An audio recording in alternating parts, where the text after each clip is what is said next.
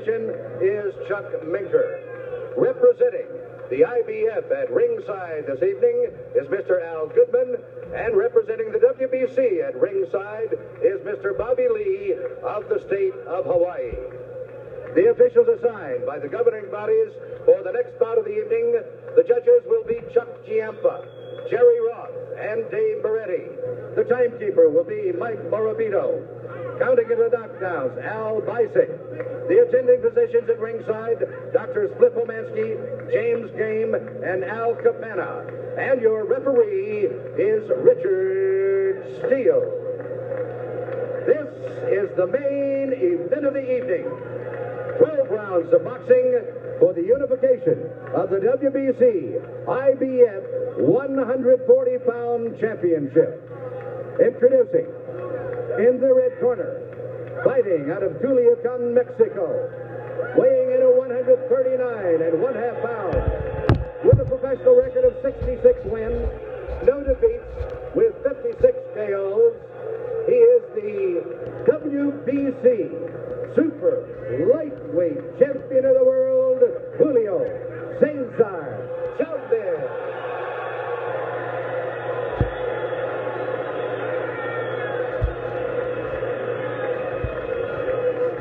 And in the blue corner, fighting out of Philadelphia, Pennsylvania, he weighed in at 139.75 pounds. His professional record consists of 24 wins, no defeats, 1 draw with 14 KOs. He was a gold medalist in the 23rd Olympiad in Los Angeles. He is the current IBF Junior Welterweight Champion of the World, Meldrick Taylor. Man, I want to come with you today with this classic fight between Julio Cesar Chavez and Meldrick Taylor at 140 pounds. This was an excellent fight, man. You had two, contrasting styles. You had Julio Cesar Chavez. He had skill. He had a nice body attack. He attacked your body to break your body down. He had good hooks. He was a in-your-chest pressure fighter, but skillfully. He had skills. He had pretty good defense for a fighter that fought inside. For some reason, he turned the right way, put his glove up the right way to deflect your shot, so he didn't really get hit flush a whole lot. But in this fight against Meldrick Taylor, because Meldrick Taylor's hands were so fast, so blindingly fast, that he hit Julio Cesar Chavez a lot, more than he got hit in his career up to this point. He was hit a lot. Meldrick Taylor was throwing a lot of combinations. Meldrick Taylor was one of those flashy type fighters. He was a Philadelphia fighter, as you heard in the tail of the tape. He won Olympic gold medal with other guys in that realm, like Pernell Whitaker. Meldrick Taylor in this fight, you have to really look at the fight, because when I first seen the fight, it was like 1990. I believe this fight was like 1990. I remember looking at the fight, but I really wasn't, scoring fights or really looking at a fight from a educated eye.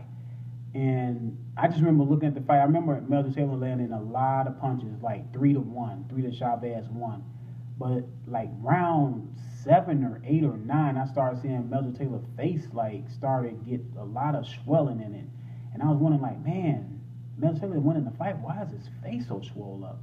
It wasn't until years later to when I looked at it, from an educated eye, you can see that Chavez was landing hard punches. Like Meldrick Taylor would land 3 or 4 punches, but then Chavez would land a hard punch in between that. He'll land a hard counter. Because Meldrick Taylor was throwing so many punches, he gave Chavez a lot of countering opportunities. A lot of times Chavez couldn't counter because he was blinding him so good with his hand speed. He was in and out. And then Meldrick Taylor started slowing down, so he wasn't in and out as much. He started standing more in front of Julio Cesar Chavez. And then you could just see, him falling apart, man. And, the last and final round, he was kind of hanging on for dear life. He ended up getting dropped, and that's where the controversy come in.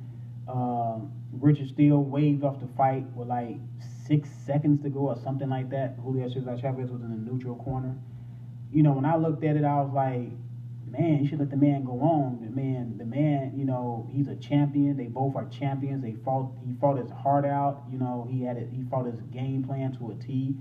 He deserves those 6 seconds, and I still believe he deserves those 6 seconds. A lot of people say, no, Richard still did the right thing because, you know, Richard Hill was hurt.